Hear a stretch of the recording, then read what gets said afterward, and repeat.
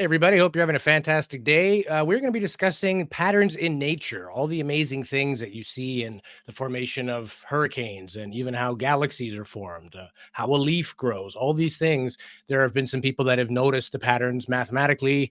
We don't understand why they do what they do, but it's really fascinating to see how many things are actually connected and how that's affected our day-to-day lives and even the world of science and things moving forward. We're still using these patterns that exist naturally in nature. So it's going to be a deep dive today. As usual, we'll break it down with lots of videos and imagery to make sense of it. And we're going to have a lot of fun. So thank you for joining us on today's episode. We'll be back right after this.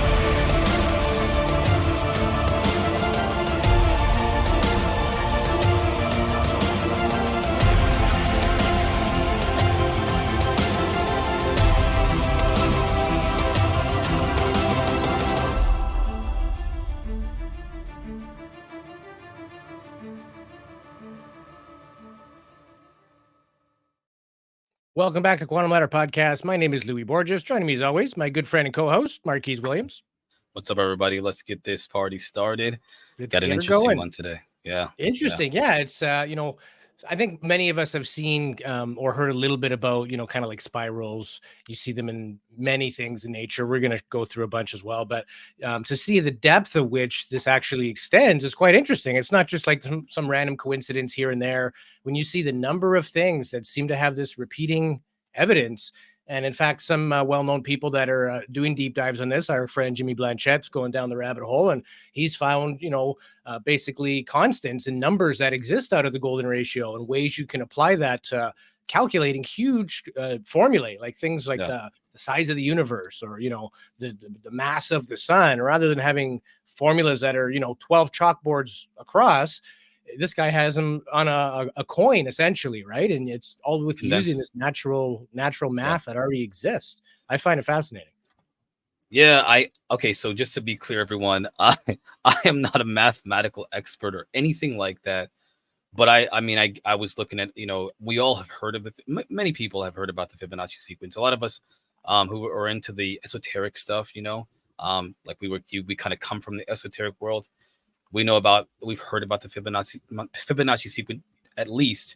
I believe it's like, you kind of use a mathematical sequence where you start with 0 and then you go to 1, and then you add 1 and 1 to make 2, and then 2 and 1 to make 3, and so on and so forth until indefinitely.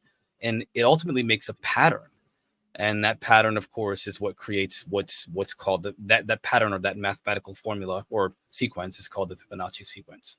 Yeah, so basically it looks super complicated, but it's not. To get the next number, you just add the previous 2. So obviously 0 and then 1, and 1 plus 0 is still 1. And then 1 plus 1 is 2. Now 2 plus 1 equals 3.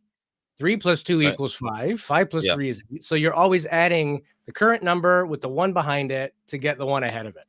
But it's easy at first, but eventually it gets complicated quickly. Yeah. But I think for me, showing that I'm glad you added that visual, which I'm not surprised. Your visuals are fantastic, man. So credit for that. But it's interesting how that it creates a pattern, which you're going to talk about. Yeah, we got a little intro clip here just to get us started on the topic, and then I've got examples in nature, examples in music and art, just about everything. We got some videos from some experts that are drawing conclusions as well. This is the Fibonacci sequence. Also comes out of that sort of golden ratio or the golden mean. It has several different names, but essentially it's 1.618. It seems to be present in a lot of things, even the Schumann resonance of the planet, like our vibrational frequencies in that same 1.6. So Yeah, there's a lot to it. Let's get started with this little video, and we'll go from there. Step into the enchanting world of nature's hidden numbers as we unravel the mysteries of the Fibonacci sequence and the golden ratio, two mathematical wonders that dance through the fabric of our existence.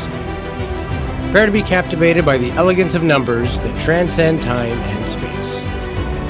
At the heart of our exploration lies the Fibonacci sequence, a numerical marvel that begins with 0 and 1, where each subsequent number is the sum of the two preceding ones. This seemingly simple sequence unravels into a mesmerizing pattern that resonates throughout nature, from the spirals of galaxies to the petals and seeds of a sunflower. Picture the Fibonacci sequence as nature's mathematical poetry. It intricately weaves itself into the very essence of nature's world, crafting patterns seen in seashells, pine cones, and the arrangement of leaves. It's a numerical dance that narrates the story of life. In nature, we encounter the golden ratio, a divine proportion denoted by the Greek letter pi. This ratio, found in the Fibonacci sequence, unfolds as a unique proportion where the sum of the two quantities is the same as the ratio of their sum to the larger quantity. It's an invisible thread connecting aesthetics and mathematics. The golden ratio is not merely a mathematical concept. It becomes the guiding force in art and architecture.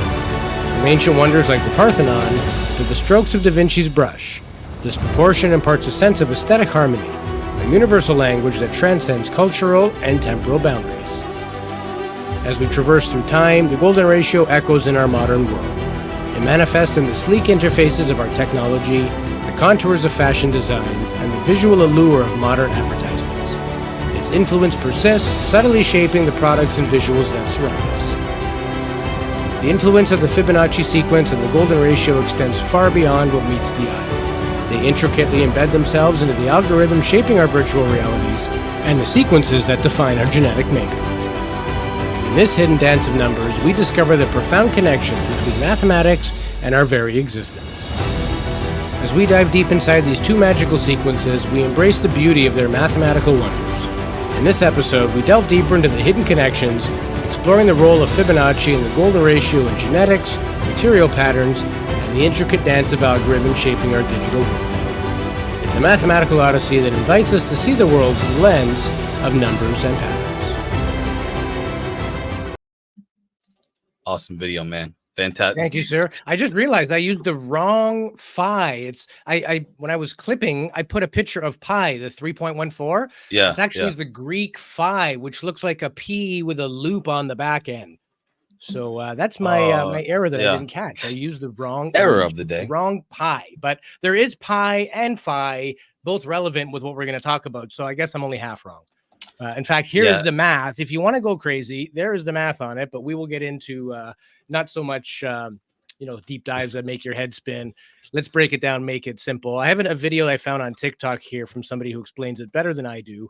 And some of these might say similar things because they're all, they're creating videos for people who know nothing about it, and it's a short clip. But each of these clips, although it may say something that the previous one said, there's new information that's introduced with each subsequent one. So this is kind of the mathematical relationship between Fibonacci and the golden ratio. The golden ratio and the Fibonacci sequence both have intricate mathematical relationships. The Fibonacci sequence, which starts at 0 and is generated by adding the two previous numbers in the sequence 1, 2, 3, 5, 8, 13, and so on. From the tiniest to the greatest items in nature, the Fibonacci sequence is found. It's a mathematical method for information to move very effectively. When the sequence gets closer to infinity, something odd happens. The ratio between two consecutive numbers converges to 1.61803, also known as phi, the golden ratio. A perfect example of this is the Nautilus shell, whose chambers adhere to the Fibonacci sequence's logarithmic spiral almost perfectly. This famous pattern shows up everywhere in nature, including flowers, pine cones, hurricanes, and even huge spiral galaxies in space. Stole my words. Some of them, not that was great. Yeah, that was great. Yeah. So in terms of examples, and we have many, but here's just a couple here. Khufu's pyramid in Egypt. That's sort of how that breaks down there. Again, a lot of people are going to say, "Wow, you could trace lines over anything and find anything." But when you see so many precision similarities, precision I think is key here. Yeah, It's I'm not not saying just they a built vague. this at the golden ratio. It's just interesting that the things we consider to be beautiful or these sort of non-symmetrical patterns form symmetry. And we're going to talk about symmetry even in nature, in terms of, how animals find a mate, how we deem somebody to be attractive or not. It actually comes down Right. to Right. symmetry, and there's Yeah. mathematics behind that, right? So yeah, so in terms of, like I said, we got Khufu's pyramid, the Parthenon in Greece. So many of you have seen this building, even the columns. I got a picture I can show a little later, the columns. Let's see if I can find that. No, here we go. The columns, they follow that Fibonacci spiral. So they, whoever built that obviously was paying reverence to that and wanted to showcase that as much as they could. The Mona Lisa from Leonardo da Vinci apparently has the correct proportions that are in line with Fibonacci. We'll get a little Which you would only more be able to tell if you're an artist, you'd understand that this is like, again, this is about precision. Whoever, yeah. he obviously understood the sequence somehow. Yeah, and there's something to it about thirds. I'm not a mathematician myself, but everything, like if you look to the right of Mona Lisa's face, you have a big Mm. square, and then on top of that, sort of a smaller square, and then an Mhm. even smaller square. And it's this Yeah. precision of thirds that causes this smaller, bigger, bigger. And in that ratio of Fibonacci, that's kind of how the spiral goes from being tight to super open and not a whole lot of time. And that's because the Fibonacci is adding a number from the past to get the next sum. It creates this natural spiral. And if you've ever done calculus or, in high school, like graphing asymptotes or Yeah. like Yeah. how to Yeah. graph a slope or a curve, Mhm. it is a nightmare. And these people, whether they knowingly or not, somehow they've made these works of art that adhere to that. And finally, even music. I couldn't believe that. Beethoven and Mozart's music. So I looked it up, and sure enough, this is Ludwig von Beethoven's theme from the Fifth Symphony. If you look, that 233-377 is a 0.618. We know 1.618 is that ratio. So there's something to that waltz music being in 3/3 tempo. It kind of follows along with that same the same thing. Fascinating. Again, you could spend as much time on these little examples as you wanted. I just wanted to pull a few to show everybody. So in nature, we've seen this quite a bit. If you look at a ram's horns, they start out really tight and then they kind of spiral outwards. Antelopes, other horn species, even in plants. And I've got some examples here in nature. So I never even thought of this, but a chameleon tail is a Mhm. perfect Yeah. Fibonacci spiral, Yeah. It's crazy. right? Yeah. There's that nautilus Species. shell, the second picture. That's what that guy Mhm. referenced in the video. It apparently follows this Fibonacci spiral almost closer than anything else on the planet, with the exception of the formations of galaxies and spirals and waves in the ocean. Fern fiddleheads, that's pretty cool. They start off curled, but then they unfurl, and the end result looks nothing like how it did in the beginning. But in Mm. its formation process, that that spiral is quite present there. Flower buds, snail shells, same thing. This one I thought was pretty cool. Romanesco broccoli. I'd never heard of Romanesco I don't. broccoli. Yeah. I've never heard It of that. looks like No. something out of a simulator. That's a real picture of that stuff, and it grows spirals upon spirals upon spirals, almost like a fractal. We'll get into Hmm. fractals a little bit later. That sort of Yeah. never-ending zoom out or never-ending zoom in, where the closer you get, it just opens into something else, and then you go this way, and it opens into something else this way. Like it just never ends. Makes your head spin. Um, what do we have here? Comfrey flowers. So it's kind of a reverse spiral. The spiral's on the inside and then it's furling kind of Mm. out and up. Yeah. Most of them Yeah. are the other way, like the fern. They're inside Yeah. unraveling. This one's kind of the reverse of that. Pine cones, almost another perfect example. Sunflower seeds. This was Hurricane Isabel. Somebody ran the numbers on it. It adhered almost perfectly to the Fibonacci spiral. Have you seen any of these examples in other places before? I've seen, well, I mean, the ones you're bringing up now, I've seen some of them. The pine cone, I think let me see, make sure you didn't get to that point yet, but the seahorse has the swirl. Yeah. Obviously galaxies and hurricanes. I honestly, when I see this, and I'm really thinking right now, and this is in the moment, is this like a purposeful marker, so to speak, like the fingerprint of like creation, so to speak? Like, hey, listen, I just want you all to know, the universe, don't forget that I did this. I don't know what you believe in. People believe in God or an intelligence or a consciousness that exists, whether it be here or other dimensions or whatever, outside space-time, whatever your belief in the higher powers would be, it kind of feels like to me, and I say feel because who knows, for sure, somebody, someone, something or whatever is like leaving a signature that permeates throughout all of our physical reality. Yeah. I mean, it's everywhere. Yeah, absolutely. Two more in nature, real quick here. Just these calla lilies and conch shells. Of course, we've all seen spider web. Spider web also adheres to this, as well as symmetry in terms of how it's applied in the body. So the human face is entirely based on the golden ratio. Our head, it's kind of like that golden rectangle with the eyes in the middle. Here's sort of a breakdown of it. And again, the ratios here, it's 1 to 1.6. So we've Mm. all seen the Da Vinci. We've seen this guy, right?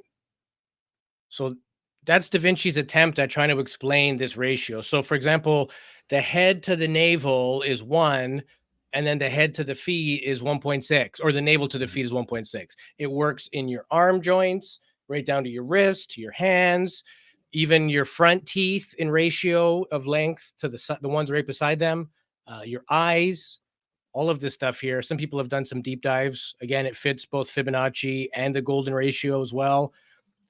Here's the sort of, they call this Vitruvian man, but there it is there. So your head to your navel is 1, and your navel to your feet is 1.618. It's the same thing of your shoulder to your elbow is 1, and then your shoulder to the, your elbow to the end of your hand is 1.6. It exists in everything. And I mean, you can dissect this thing as complicated as you want. Here's somebody who did it strictly with circles. The entire body can be dissected using perfect symmetrical circles. It gets even crazier. Here's a male and female version. And this here, the makeup is composed only of 5 shapes: square, triangle, upside down triangle, star, and circle.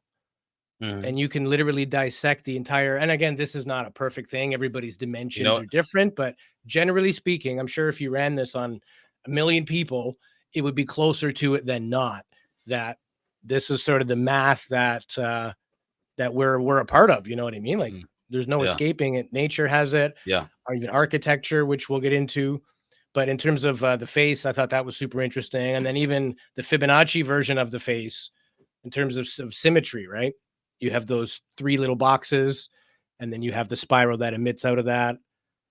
And I mean, that again, you could put this over just about anything, but it may not match quite as perfect. But essentially, that's what, when we see someone and we say that person's beautiful or not, whether we know it or not, somehow those patterns are in us, and we're looking Mm. for them whether we realize it or not.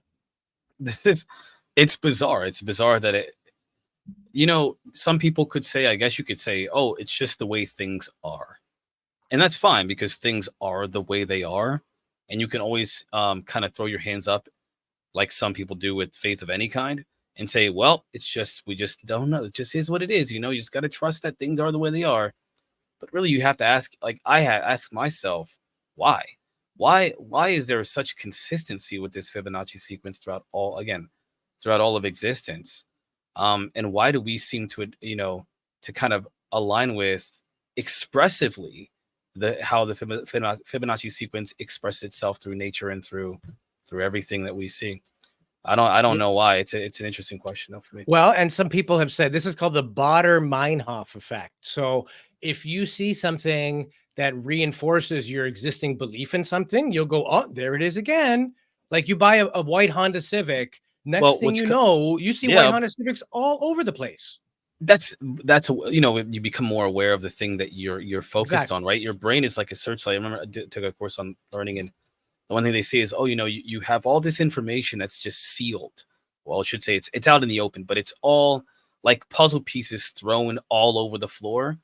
And what your brain is doing is like a searchlight. When you think about what to look for, if you can see what you're trying to look for, then those pieces that you're looking for will reveal themselves, not because it's magic, but because you're priming your brain to see the thing that you're looking for. And so That's right. it'll be easier to find it. That's one thing. But this, there was a question I heard recently while studying this topic of whether or not people have invented mathematics or discovered it. And I don't believe for 1 second that anyone invents mathematics. I think Yeah. that's ridiculous. I think that Yeah. we discover these principles within nature by observing them.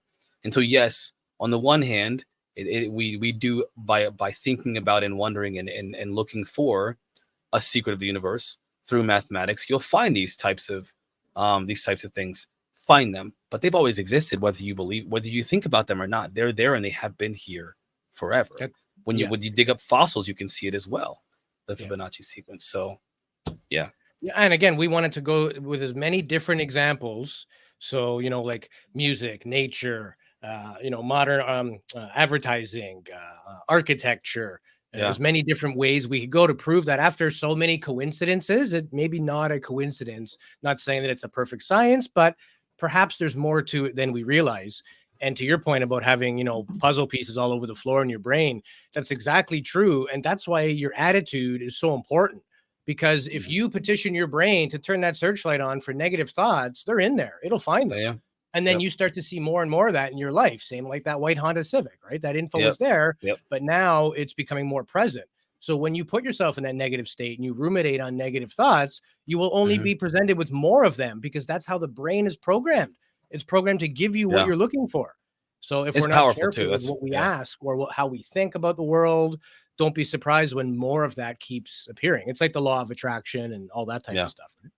Yeah, I don't believe for one second that there's a magical force that pulls things into your reality, because I think that kind of relieves us from any responsibility or involvement in the process. I think to your point, what you just said is perfectly. I mean, it's perfect because we're finding these things through the increasing of awareness. We're not bringing it to us. We're finding it. We're looking at. We're seeking it. And like literally every single philosophical and religious text talks about, you got to look for this stuff. If you want something, whatever it is, you have to think about it. You have to ponder it. You have to look for it. You have to align yourself, even your body, like your thoughts, your body language, align yourself entirely with the thing that you want, whatever that happiness, peace, wealth. If you're the kind of person that takes, if that finds your happiness through monetary, means, then that's what you should be focused on, because that's what you'll get. Yeah. But be careful. You said it perfectly too. Be careful, because if you're not specific, and this is kind of the point of discovering things that are not there, or maybe things that are not good for you, you can find something that is similar to what you think you want, but because you haven't zeroed in on it and specified in your head exactly what you want to the T. All the great thinkers and motivational speakers and intellectuals say, you got to know precisely what you want before you seek after it, or you'll find some crazy stuff out there that you didn't.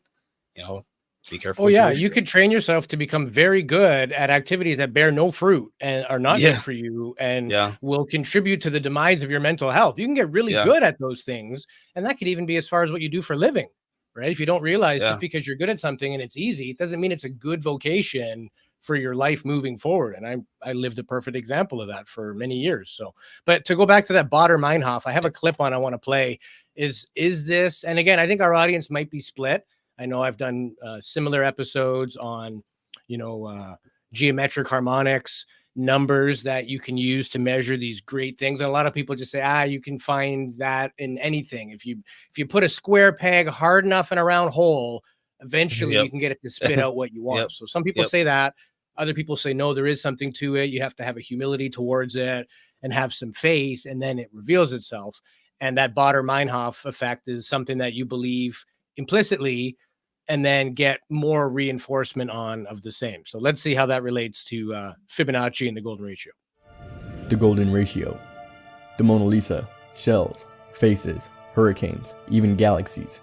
They're all said to have a divine number in common, often called the golden ratio for its frequent appearances in geometry and biology. The number goes on forever and was used by the Greeks, the Mayans, Egyptians, and notable people like Michelangelo and Da Vinci. Some have even said it holds the answers to the universe. While some believe this, others say those people are subject to the Baader-Meinhof effect.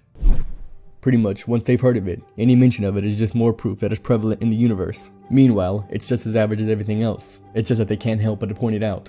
What do you think? Is this a equation of divine origin? Or just overthinkers doing what they do best? I guess that's up for debate.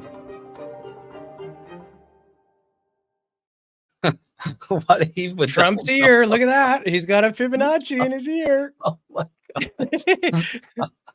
I'm What do you sorry. think about I that? What lost do you, 'cause myself. again, Well, I do believe many people don't buy into any of this stuff. yeah.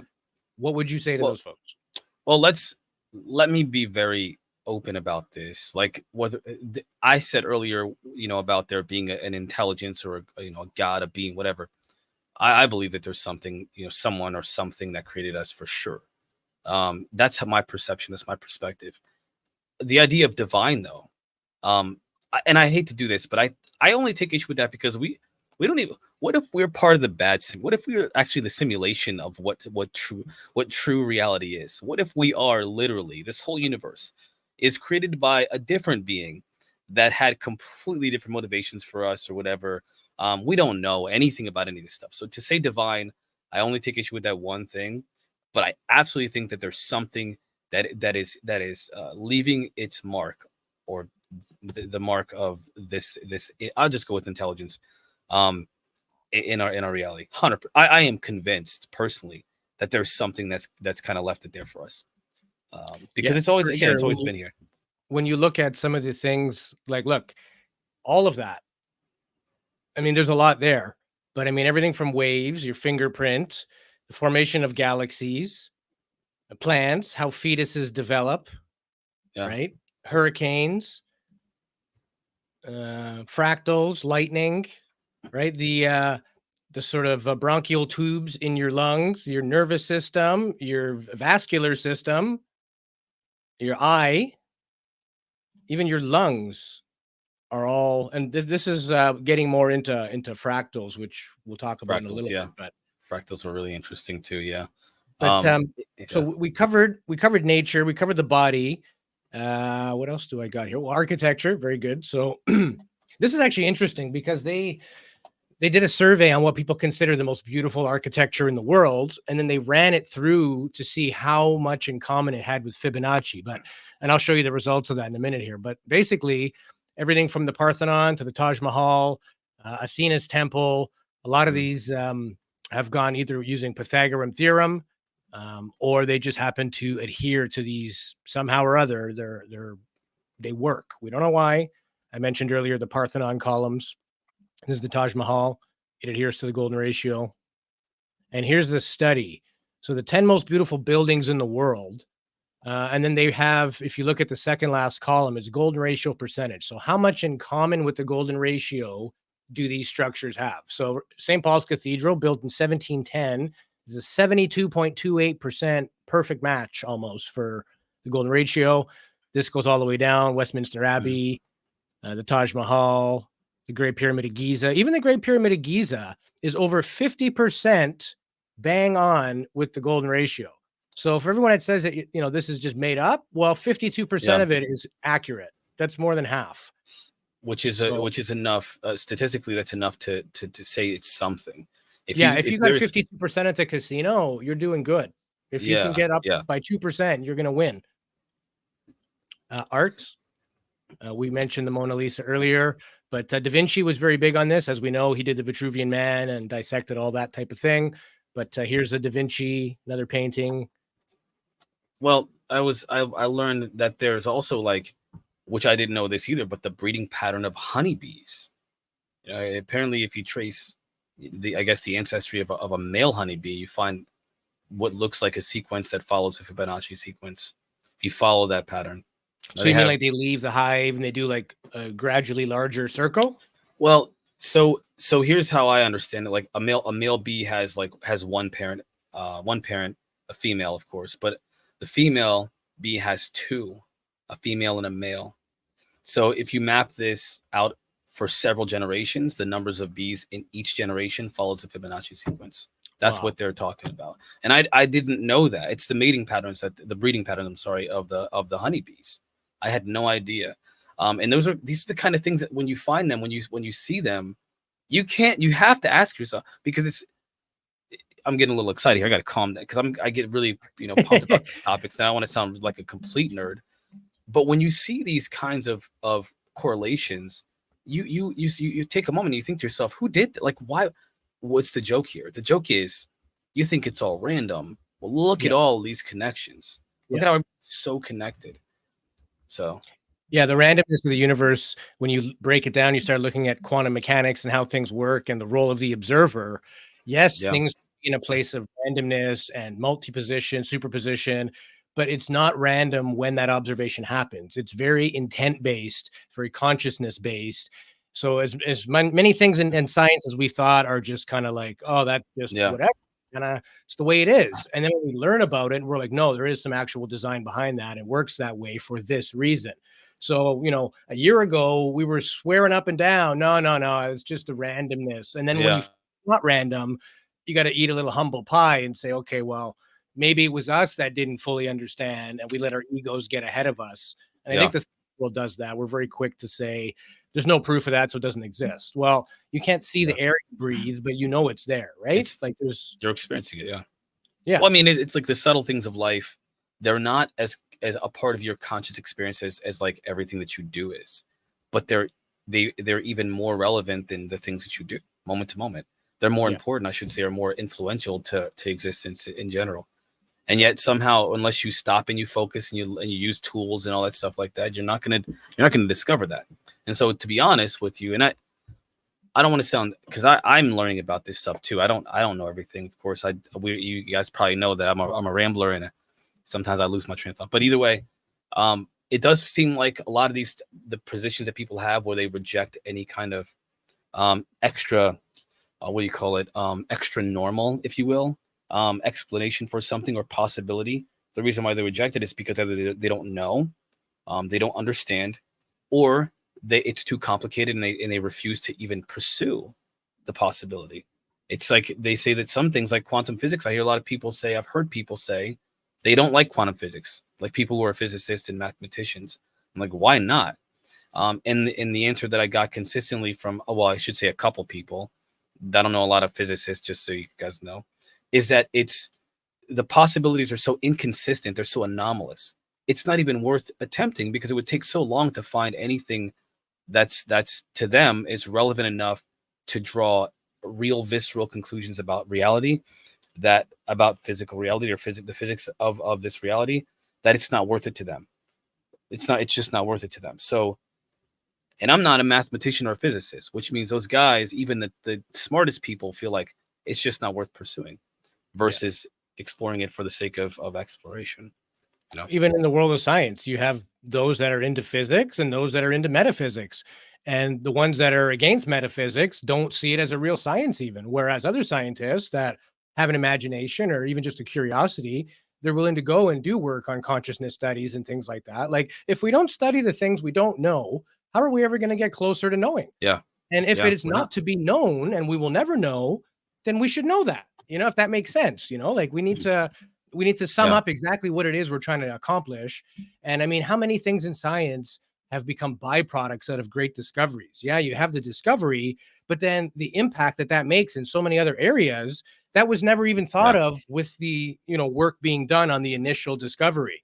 So anything that's found is going to teach us something and be applicable somewhere. So there really is no bad science unless it's opinion based, right? Yeah. If it's Flat database, earther. yeah, like some people they basically just will disagree with scientists or disagree with data without presenting Yeah. their own data. That's Well, not they good they science. give conjecture and like speculation. And a lot of people who would believe in if you want to call it bad science, or not fringe, just bad science, is that they're using conjecture and they're using their own perspective to kind of make up things or find facts and put them together because they want to. And honestly, I feel like some people want to feel smart, so they converge things that are not they're not even meant to come together. They're trying so hard to just like make sense of it. And I saw this debate once between two people. I disagree with both of them. Not that I was right. They were both. One was again a physicist who was a believer in God. Another one was a mathematician who was an atheist. And they were talking about how each one of them was giving their arguments. And the one guy, the religious person, said, they asked him, what would make you not believe that there's someone that made this? What would make you believe or stop believing in God? And he gave a list of things. If this was not true, if this was not true, if this was not true, then I would have no choice but to not believe. And they asked the atheist the same exact question. And his response was nothing. Nothing would ever change my mind. Yeah. Which if you think like that, then no amount of evidence or facts will ever convince you of there being anything that you don't want to believe. It's closed-minded, and even and just so that if you're in the audience and you're listening to this and you're thinking, don't worry, they're the smartest people in the world feel both ways. Sure. So it's kind of what is it? Whether you believe you can or you believe you cannot. Either way, right. You're right. Yeah. You right. know? So yeah. So with that, we're coming on our halfway point of today's show. Let's take our 5-minute break. Everybody refill that coffee, and we'll see y'all back here in 5 minutes.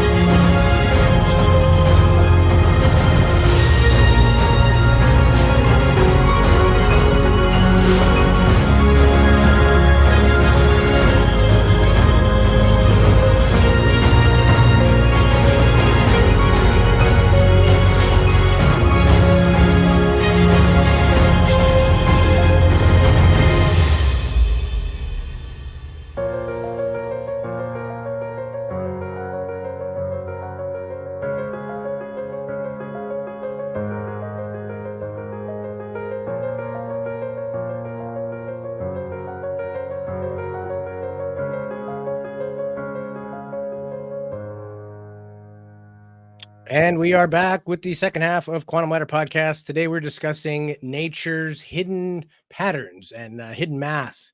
And we had some pretty cool examples so far, but it goes a lot further than just nature. What are your thoughts so far, Marquise? What do you think about what we've seen?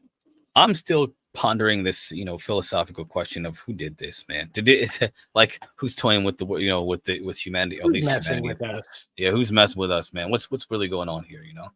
Yeah. So. Yeah, I mean, like, again, there's so many things that all seem to originate the same. If it is a simulation, maybe that's Right. just how the simulation produces matter, right? I mean, I don't think for 1 second that this sequence is arbitrary. It obviously isn't arbitrary because it's in multiple different phenomena throughout nature. So it just doesn't make sense for it to be arbitrary.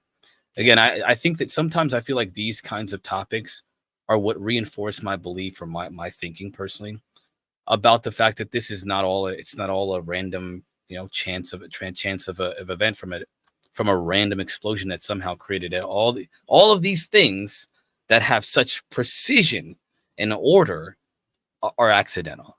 Yeah. Like, come on, dude. It just doesn't make sense at all. And even in technology, somebody invented this super cool clock, which I'm going to play a clip here in a second. But because it's so precise, it might seem random. And just, when you see a little simple spiral like a snail, it's very underwhelming. You're kind of like, okay, so what? But when you see what it can be used for and at the depths of how it can be applied and the sheer number of coincidences that it seems to appear in, when you have enough coincidences, it's not so coincidental. I mean, that's the basis of solving crimes. Yeah, it might be circumstantial, but with enough of that, it'd be like overwhelming. Yeah, if you have overwhelming like evidence that permeates the entire case, and you're like, it's all circumstantial, you should be fired. Lawyer, I mean, there's very rarely you catch someone on camera committing the crime. So it's about stitching together a story and facts and the most probable outcome. How could you have been with your buddies when you were seen on this gas station cam here? Like, you know what I mean? Yeah. But check this out. This is a Fibonacci clock. There's two different kinds that this guy invented. This guy's a genius. 15 minutes, half past, 30 minutes, quarter to, and o'clock position, right? And while it runs, it tells you the hours through its spiral. There you go. And after 6. After 6? It goes downwards. 7, 8, 9, just the same. So basically it's 10 o'clock. 11, 12. Now it's half past 10, you see. This is the minutes, remember? So just the same, okay? Quarter past position and half past, quarter to, and o'clock position, okay? So clockwise. Yeah. And to be able to tell the hours, you have to keep your eyes where they intersect, the screen rod and plane, where they join together. So it's 3 o'clock in this position, right? Yes. And now clockwise. Now it's 4 o'clock. Okay. And 5. And 6. 7, 8. And then it goes to 9 on this side and starts to go from there. 10, 11. 12. So, okay, so that's fascinating, by the way. I've never seen anybody show a little device like that kind of visualizes the Fibonacci sequence and ties it to the time that we experience throughout our whole life is built around. And how does the short part of the coil still hit the lines in time as the big part of the coil? It's truly fascinating. It is fascinating. Another thing was like some people would say, and you mentioned this earlier, okay, some people might say, well, that device was created, and therefore someone used the Fibonacci sequence in order to create a device that is a reflection of that sequence. And so technically they made that up, but they made it up based off of the Fibonacci sequence, which, by the way, is, again, all of nature shows this pattern. It's not just a device that's being created by someone, which is, of course, even if it was created, it's a reflection of something. So I hope that people and I know we seem to be addressing naysayers that but when you're on the internet, ladies and gentlemen, that, to be honest with you, a few of you feel compelled to give us, feedback, and we appreciate that. And everybody's contributing because you're all watching. But the people that really put in the most effort, the ones who want to put 50 comments, well, I just want to say thank you for all of the positivity that if you've given us positivity, thank you. But also if you're feeling like this is not, this isn't something that you agree with, that's okay. By the way, challenge it. Sure. But we're pushing back on that challenge preemptively. So we're talking to you. All right, naysayer. And listen, we are the chefs in the kitchen. We are preparing food. You may not like the dish.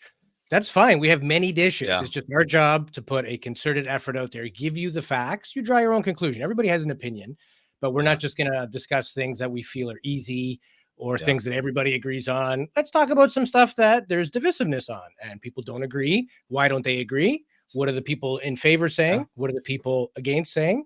Let's have a proper debate. And I feel that that's lacking in a lot of the circles right now, social media, a lot of the different topics of podcasting, paranormal field. Let me just tell you, I can't. We talked about this last show, right? I think it was last show. Maybe it was. We talked about a lot of things, but where you mentioned someone who I despise. This guy, one of the biggest influencers in the world. I can't stand him, but I love his content because he presents ideas, challenges them. I don't agree with anything he says, but I'm learning about. Oh my! I never knew people thought like that. And then he brings on people who oppose him that I agree with, and he hashes it out, unfiltered, open. Pierce Morgan Pierce Morgan is one of the most clever fake guys ever. You know who he really is. I love his show. I love his show because he brings people that are so like they're vehemently against each other's ideas and lets them go at it. Like, hey, go at it. No gloves, just go. That I think is really appreciative when you can do that. And I know we don't do that exactly on the show, but it is important for us to have that, the dance, this dichotomous relationship between, between these different perspectives. For sure. I love that. Yeah. And that's what good content is. If you just go online and push your narrative, you're not producing good content, right? You want to discuss a topic, present all the angles, engage people and have them give you their opinions. And you mentioned the people that leave 50 paragraphs. We're very fortunate. We don't have any trolls. So thank you, everybody, for not being Thank you, guys. Yeah, that's awesome. Quite a few fans already and a 3-month-old podcast. And everybody's been awesome, supportive. People, asking about our quantum club and how they can join. And for those who don't know, we record 4 extra episodes every month that don't get released, only through our club. So every week you get one of these on YouTube, Spotify, Apple, and the UNX network. And then there's 4 more that are in our quantum club. The description is the link is in the description. So check it out. It's 8 episodes a month. We do it because we love it, but we do it because we also feel there's a need for good content out there. There's a lot of crap. Let's be honest. There are some very good shows, people that really put in the effort, but there are some people that are big or have a big viewership and they're just kind of winging it and making it up as they go. And I think you owe it to people when you do this type of thing, either for a hobby or a profession, to at least come correct because people listen to you. They're assuming that you're presenting real info. So they may not fact check you. And now they start spewing the same garbage in their circles. And that's how bad information gets propagated. I heard this, or I saw a show the other day and they were talking about this. It could be total nonsense garbage, but people don't know that. So challenge to anybody making content out there, keep it real and engage your fans. I see people post things on Facebook. They get 30 comments of like, oh, happy birthday. And the person who posted it never responds. Doesn't even don't even react to it. Not even a like or like. It's just a lot of people you can see through kind of the game. They think that this is like a celebrity position. Unless you're Joe Rogan or one of the other top 5, you're not a celebrity doing this. So keep your head about you. Stay humble. We're wearing suits, but we're normal people here. We don't think too highly of us. No, we are definitely average guys. I mean, it's at least I am. I don't know about you, but I think that for myself, it is interesting being in, producing content. As you can tell, we come with information every time. We have plenty of thoughts that never end. We can talk about this stuff all the time. So obviously, we're doing something that we're already, there's a part of us that's already doing this thing. We're just not sharing it. Now we get a chance to do this thing and share it. That's all. That's pretty much it. I've met some very smart people that I'm like, now that I'm doing this, I'm like, man, they should have a podcast or a YouTube channel or something, because when I have a conversation with them, they're full of insights, information, and they kind of inspire that deep philosophical thinking about your life and your place in life. And also your understanding of your worldview, how do you see the world? I'm glad that we get a chance to produce this content, to share these ideas, to kind of invoke that thought process in other people, that wonder and the wonder and splendor of life to other people. Because it's, I mean, hey man, if you're gonna do something on the internet, make it something good, please. Sure. Yeah. We Not- just want to educate and inspire, get people interested on something that they wouldn't normally have done Well, the that- deep dive in 2 weeks worth of research that Yeah. we do. And we like this stuff. This is essentially like, you know, in school when your teacher gave you a big essay, a big project, and you had 2 weeks Yeah. to complete it. We Yeah. do one of those every single time we do a show. We just like Yeah. it. We're not, this isn't a pain, you know, this is a pleasure. But Yeah, and anyway, we thank you to provide that everybody who was, intellectual. what's that? Sorry. So we provide the intellectual ASMR. There you go. There you go. So I want to get back to it as far as some of the other areas where this stuff is present. And you talked about creating content. And when I designed this studio, I did some research on framing and sizing. And there's a lot to be said about thirds. And then doing this episode, I actually found a clip where somebody was talking about how the golden ratio in photography, if you use that for your photos, the photos come out better. So I thought that was relevant. So I'll go ahead and play that now. Golden ratio explained. Similar to the rule of thirds, the golden ratio is a composition tool that helps photographers frame and place their subject. While there are multiple forms of the ratio, the golden ratio grid and the golden ratio spiral are the most popular. The ratio dates back hundreds of years when it was first observed by ancient mathematicians. They noticed that many aspects of nature reflect this ratio in a way that's pleasing to the human eye. Since then, many creatives of every kind have been using the ratio to compose their work. You can experiment with the golden ratio in photo editing software like Photoshop, which will allow you to overlay the ratio onto your photos. Follow for more photo and video tips. That's cool. So it's I want even it. something as small like what he was zooming in on that image, the Yeah. difference having it cropped a little bit and not might make the difference of somebody looking at it and going, that is a phenomenal picture, and not knowing why. Yeah. Again, we are programmed to recognize these patterns, whether we know it or not. And these little differences do make an advantage in the world of photography. I don't know if people, if you watched our show about the Venus Project and Jacques Fresco, one of the, I have a lot of favorite episodes. Every episode's my favorite. I can't help it. I love it all. But it was great It's like episode. kids. You love all your kids the same. I love all of it, man. All of them. And so this one, we talked about the fact that there are subconscious influences throughout civilization, society, I should say, human society, through advertising and media and stuff like that. But this is something that nature, this Fibonacci sequence, as we're learning with symmetry for the faces. By the way, it only works with faces, ladies and gentlemen, in terms of attraction, right? But also like everything, like it is influencing us in some way to be attracted to it subconsciously. It's somehow through our biology or whatever, it's there. It's part of the natural expression of existence of a lot of things, and in existence of a lot of things. And I find it interesting that we have this subtle influence, because that's essentially what the photography is saying. There is a way to influence people to appreciate this image better if you use the Fibonacci sequence in the image, cropping or so forth or whatever. So yeah, man, it's cool. And, you know, architecture, art, galaxies, all that stuff. Even like the I think that's the Sistine Chapel on the right there. Yeah. So whether we know it or not, these things are present. And you mentioned beauty. We showed a clip earlier, a picture.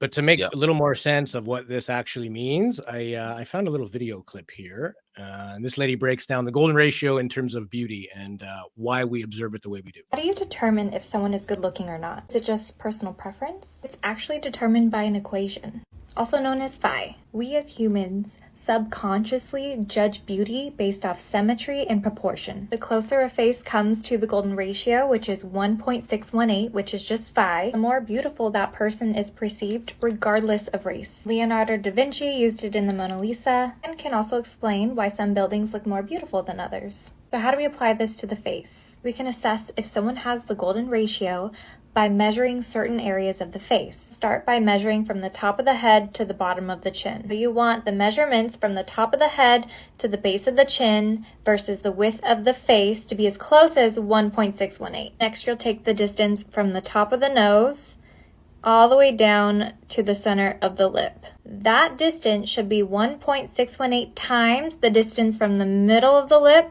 to the bottom of the chin. Next, you'll assess the top of the hairline to the top of the eyelid, staying mid-pupillary. That length should be 1.618 times the measurement of the uppermost part of the eyebrow to the lower lid. And lastly, the lips, which is just 1 is to 1.6, which means that the lower lip should be 0.6 bigger than the top lip. A celebrity that's known to have a perfect score of the golden ratio is actually Amber Rose. Do you guys agree?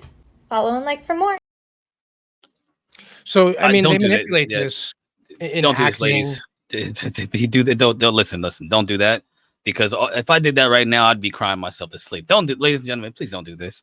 Don't do that measurement. Don't do that. Oh yeah, no. But again, what they're saying is, like, let's say you were doing a photo shoot, you can manipulate the hairline to an extent. You can manipulate the eyebrow line, the lips. Same thing with men, where they shave. Where is that line? Higher, lower? So if all I'm suggesting and what the industry is suggesting is that 2 photos, one observing those rules and one not, the ones that observe the rules tend to be seen as more attractive. So they manipulate that to make it as best as they can. I mean, you can't change your dimensions. You can't just make your face wider, but things like makeup, where you lighten, where you darken, things that you're painting on, if it's eyebrows or lips or whatever, you can have a thicker or thinner lip to be within that if that's something that you're looking for in the world of modeling, acting, whatever, right? But you look good, Marquise. You're pretty close to that 1.6, buddy. Maybe, I don't know. Maybe I don't know. You can adjust it with your beard. You can just go up and down, play with it. I could actually. I could always manipulate that. I was thinking. I wonder if the person that was doing that, talking about the dimensions of the facial symmetry. I was wondering if she was using the like a camera effect for that Fibonacci. Like, I wonder if she knows so well, like a filter of like a Fibonacci filter, so to speak. I mean, I don't know, but the fact that she knows it so well, right? In the AI algorithms of those filters, they're doing things to enhance people's photos. So somebody would have had to program in a set of rules that said, when this exceeds this limit, bring it in line. When this one is short of that limit, bring it up to par.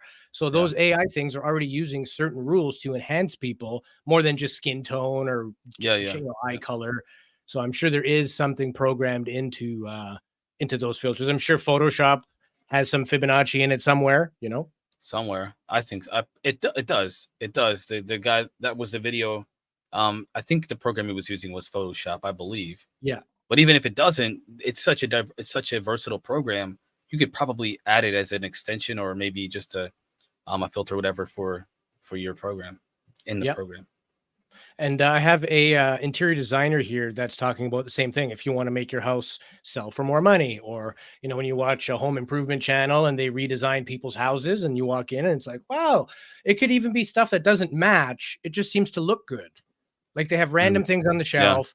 The end chair doesn't match the sofa. Like it all looks like odds and end pieces, but using colors and layout, they seem to make it work. Well, there is math to that as well.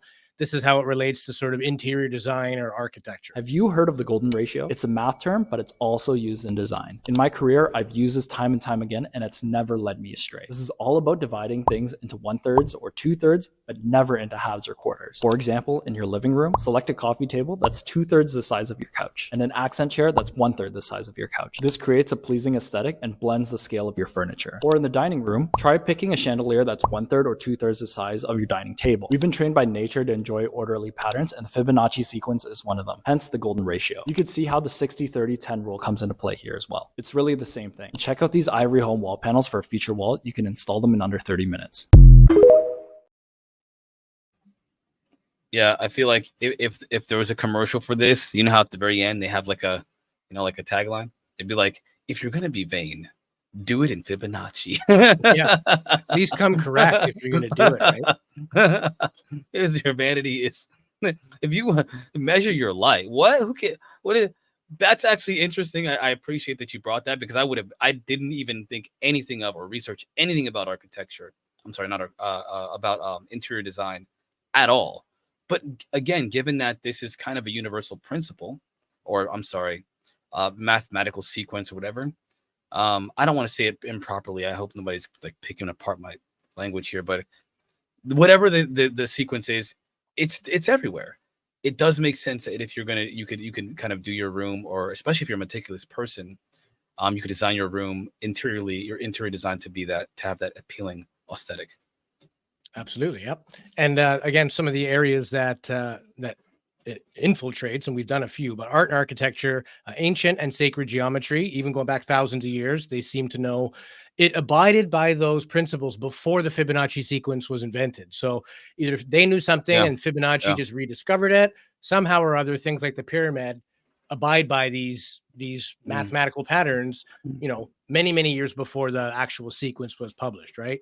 I mean, Music, modern, galaxies, right? Galaxies are a perfect exactly. example of something existing Yep, billions of years, if you believe, before, if you believe in that, before everything. So, that's right. I mean, Yep. Also in modern advertising, in a lot of literature, a lot of like stories seem to use Fibonacci numbers. They're not using, like, it's always like three little bears, or you know, they're odd yeah, numbers. It's jokes as never well. Jokes too. Jokes are jokes like too. that, Yep. which I didn't They're know either using it in until recently. software and software design and coding. Somehow Fibonacci and the golden ratio has something to do. I don't know if it has to do with constants or what, but I'm not a computer programmer, so forgive me if anybody is. Yeah, We'd be curious to know if anybody knows. Drop yeah, us a man. tag in the comments. What is it about the golden ratio or the Fibonacci sequence that is relevant to software design, puzzles and games, fashion and clothing, a sports arena, even some surfaces like hockey? It's cut up into thirds. You got your defensive zone, your neutral zone, and your offensive zone. So a lot of games we play follow similar geometry. The human genome, DNA, is actually arranged in such a way that is in agreement with the Fibonacci principles as well. Even culinary arts, food presentation. You go to a Michelin star restaurant, when they bring you the food, it looks totally random. You get a little thing here and a thing here and a thing here. It's never like two eggs on a plate. It's always an odd number, different size, 1/3, 2/3. You know, they use that as well for Yeah. presentation. And even in virtual reality, a lot of the up and coming softwares are abiding by the Fibonacci elements. They're using it for arrangement. So if you want to sort of like an augmented reality where you can still Mm. see what's happening, but you want to be able to change that, you can make your virtual coffee table or your virtual living room set up in a Fibonacci pattern, because they've used this because they know it's more aesthetically pleasing to most. So you're big Yeah. on the VR and augmented reality. Have Oh you heard of yeah. that being used? The only thing that I know about the computer programming stuff or anything that deals with technology is that they use, like, because I vaguely saw this during my research, that it helps reduce, if you use the Fibonacci sequence in some way, and using algorithmic thinking and like dynamic programming, it helps to optimize your code and makes your computation time, it reduces your computation time or makes things more efficient. Which I don't. Again, I'm not a computer programmer, but I did see that element of this whole thing. That's all I know. I don't know anything. I got to pull up. I don't have any notes on that. I thought I had something on that, but I don't have any notes on that. So I'm sorry. I can't Okay. explain any further than that. Hopefully, if you're in the audience and you're listening to this and you are familiar with computer programming, how exactly does the Fibonacci sequence relate to computer programming, specifically algorithmic thinking and dynamic computation, I think it's called, which I guess is just a way to optimize your code. I know some of you are like, "What are you guys talking about?" But I'm not a computer programmer either. I just understand technology, and these terminologies have been floating around in my ether forever. I just never Yeah. explored them any further than I have to with like consumer technology. Yeah. Well, the relevant point is that it is present in there somewhere, regardless of the reasoning. They feel it fit or necessary, or it works better by using it. So it's more reinforcement that not only just nature, we use this in a lot of things that we don't even realize have it in. And a lot of the things that we saw earlier deal with fractals. So, for example, like, is that the one or is this the one? Yeah, this is more fractals. So, like the Mm. formation of a Yeah, snowflake, you know, it's like blood vessels. kind of s- look how I'm rivers. sorry. Yeah, yeah. So, Sorry. go ahead.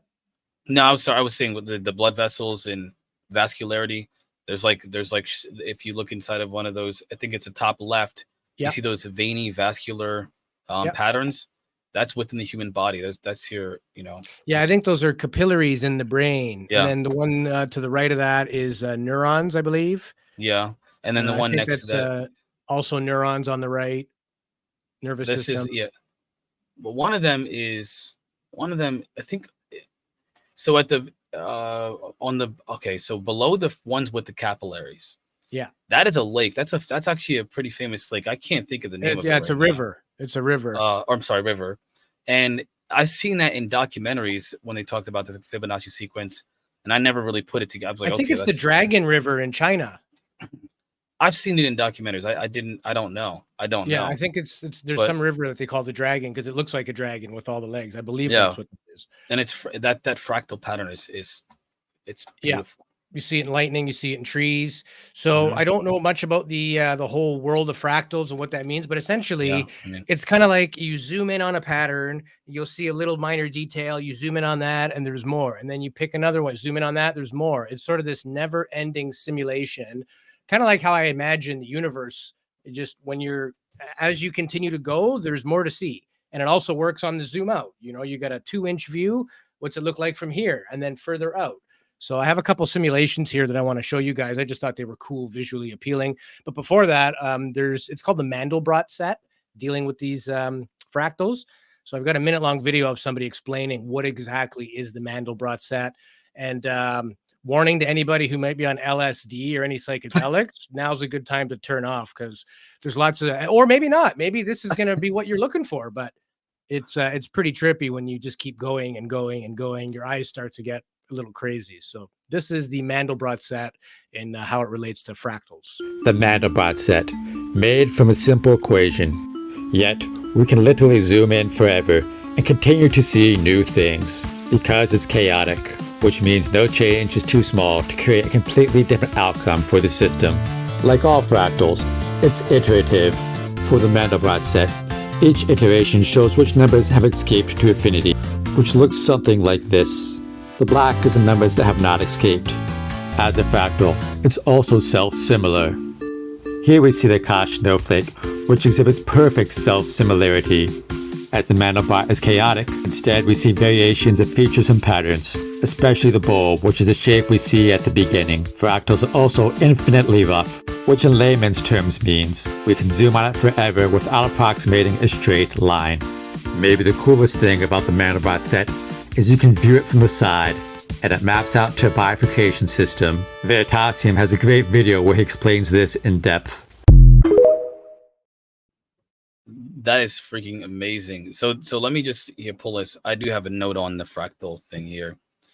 So a couple of notes, but apparently he said in there, and this is what I found out, that they're infinitely complex. They just go on and on. They're also a representation of, I guess, like if you zoom in, as you zoom in, there's no change too small to have a drastic effect on the other end. It's like the butterfly effect. You throw a rock in a river here, in a parallel universe, it has a tsunami's effect, that kind of thing.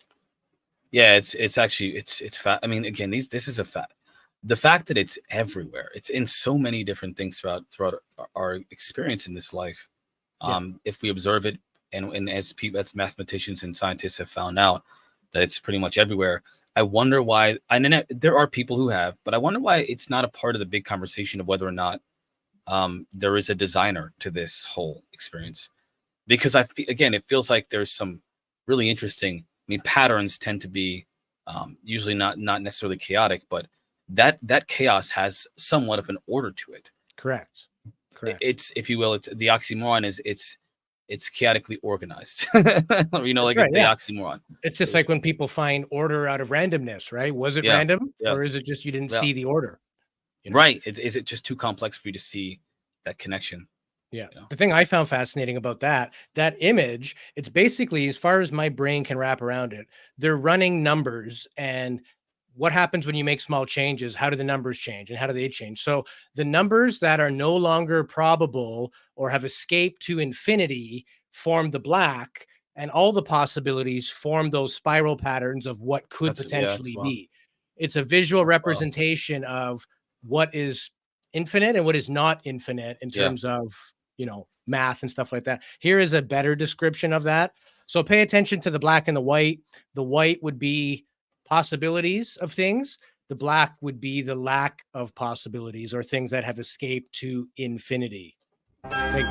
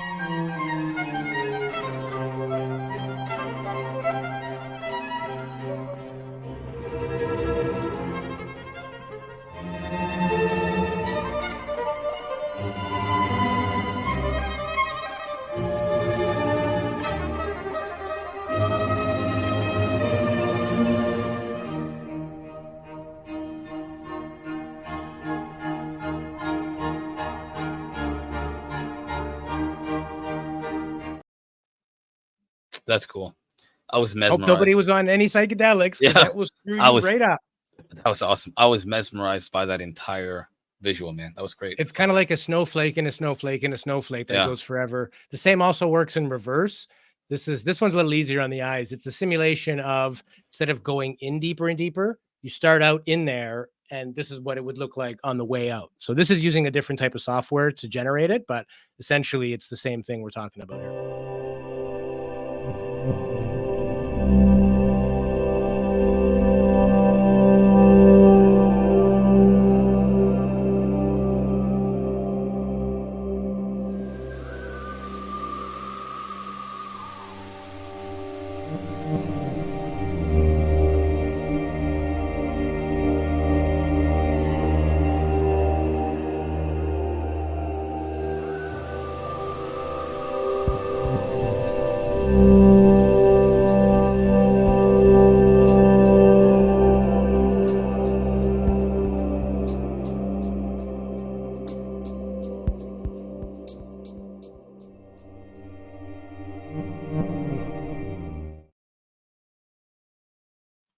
Again, that was cool. I like it. It's cool. I Those- could just watch yeah. those things all day. I find them I c- fascinating. Meditative. It's meditative. Kind of, yeah. mean- you get entranced in it, right? It's like, Yeah, what's it join gonna our do next? meditation.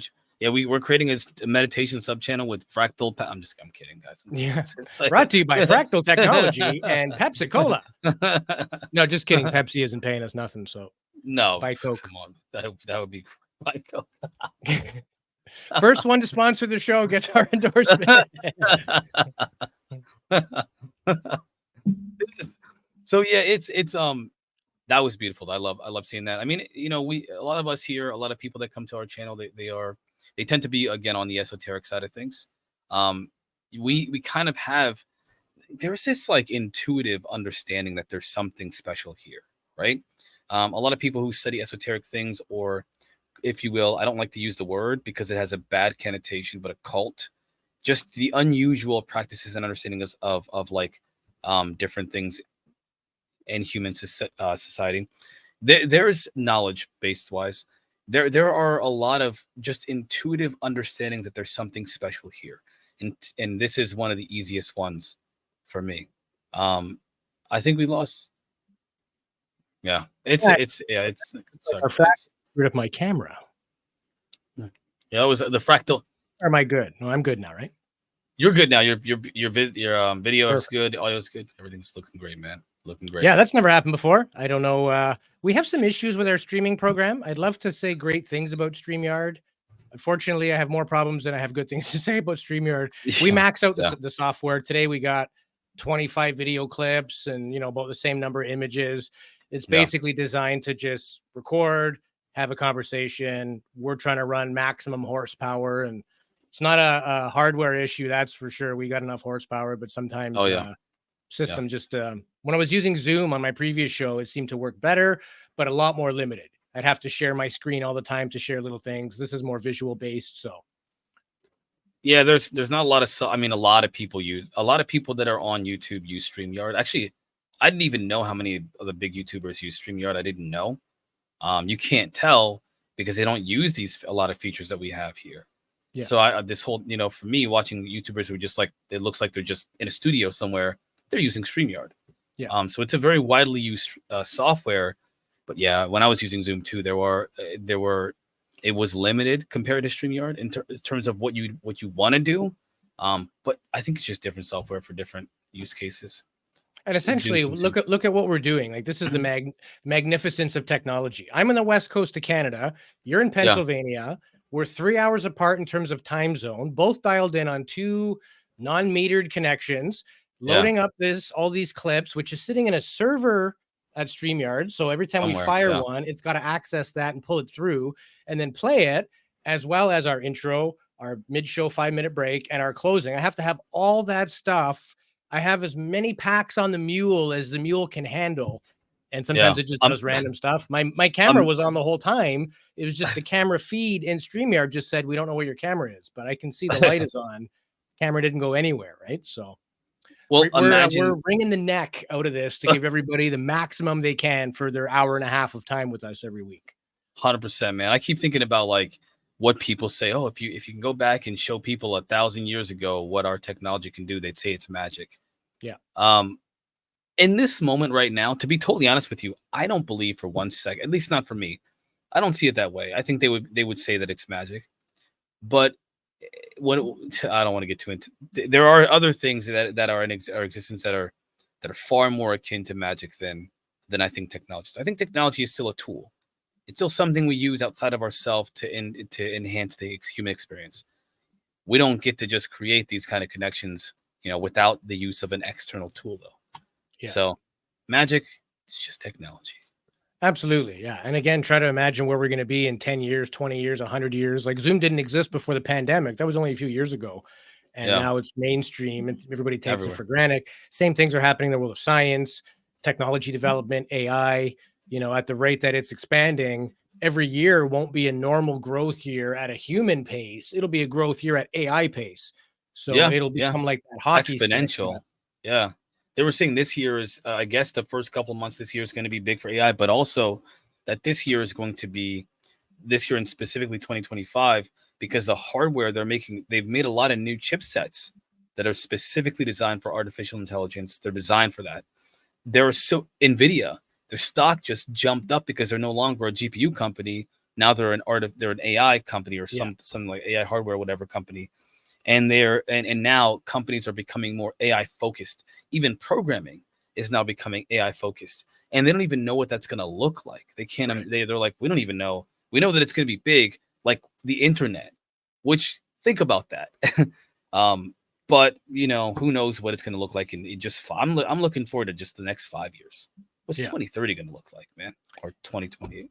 No, I know. Yeah, I mean, the technology's here, whether we like it or not, whether we want to resist it or not. All we can do is have an ethical approach to how it's used, keep a close eye on it so it doesn't get out of hand, and make some noise in the correct forums if and when it does. But I mean, it's exciting to see what's going to happen. I kind of like looking at where in the world of sort of medicine and science that benefits. The Mayo Clinic, I think it was in Minnesota. They basically uploaded images of people with early onset pancreatic cancer, which to the naked eye is very hard to detect. So many, MRI technicians or doctors reading the scan could miss. So they fed the machine all these positive test results that would appear to be a negative, just to make the machine that much more acute and sensitive and, specifically looking for those things. Because as you know, if it's the kind of cancer that if you can get to it early, you have a good chance. If you don't have a good chance. So having that even, in the absence of the full blown technology, you mentioned AI and all that's being put into places that they don't even know what it's going to be used for, but they're trying to get ahead of the curve and have all that stuff moving forward. So that's where I find it exciting. It's not just about your next VR headset and what's going to make that thing tick. It's about your whole experience of being a human. What does that look like? How does that, does that work in the world of war? And what is ethical in the world of bots and computers and how much decision-making power should we be assigning these things? And we've done episodes that discuss some of those topics, and we'll do more in the future as well. But I think the more advanced we get, we need to be humble and reverent of the fact that things like 1,000-year-old math has helped us get there. It's easy to take credit for technology being a human achievement. I don't really think we achieved anything. We've just discovered things that have always been here, and we've gotten better at using it to make cooler trinkets. That's basically it. That's it, man. And I think that we will all be excited to see on the consumer end of things, which is what I focus heavily on, the changes that come with AI. I think I showed the video in one of our previous episodes of that device that the 2X Apple people they created. I can't think of what it's called at the moment, but essentially it's just a little tag, like a little I don't even know what to call it, a little pin. I think it's AI pin. I can't think of what it's called. I think it's AI pin or something like that. But you clip it on your shirt or whatever, a purse, whatever, and you talk to it. No apps, no texting, no calling. And you walk up to somebody who speaks a different language. It will convert that language in real time, take pictures, all on a tiny little device like this. Tiny little device, no cell phone, no screen, no looking down, nothing. And if you do want to see some kind of visual representation of information, you just project a light onto your hand or the wall. This is all through the power of AI. So I think that cell phones are going to be a thing of the past. Maybe not the computer, maybe not like in terms of our primary device for interacting with the world and how we use calling, texting, all that. I think that's going to be a thing of the past. I think cell phones are going to have a completely different purpose. I'm not sure what, if anything at all, in the future, the near future, like 5 years. And we'll continue to bring you topics that get into those worlds, and anything that we find late breaking, it's important to the topics that we discuss. We'll definitely do more episodes on it and reference back and keep everybody abreast. So before we call it a day, I'll give you the final thought, Marquise. I had a really good quote earlier in the episode, and I lost it because they talked about such a big topic. It's a big topic for me. It's a topic that I'm not as familiar as I am with other topics. But ultimately, I think the only thing that I want to leave you guys with is the idea that I mentioned a couple times throughout the episode, and that is that we don't really know everything. We don't know for sure, honestly, anything. But I think it's important for us to be open-minded and explore these kinds of topics that are more on what seems to be the fringe, but they're not. If there is something that has, as you mentioned earlier, overwhelming evidence, there's probably something there. And I think you should pay attention to it. Yeah. When something is coincidental 100 times, it might not be coincidental. Just because we don't know doesn't mean there isn't something there. And again, that's the purpose of our show. We want to bring you cool little tidbits to chew on, and we'll do one of these every week. So for those in our Quantum Club, we'll see you in a few minutes for our next episode. And for everybody else, we will see you next week. And that's a wrap, Marquise. Another episode down the hatch, brother. Yeah. Let's get working on the next one. And we also have some exciting guests coming in 2024. So stay tuned. Please subscribe to our channels, YouTube, Spotify, Apple Podcasts, and the UNX Network. And we thank you for watching. Take care of each other. And we'll see you next time.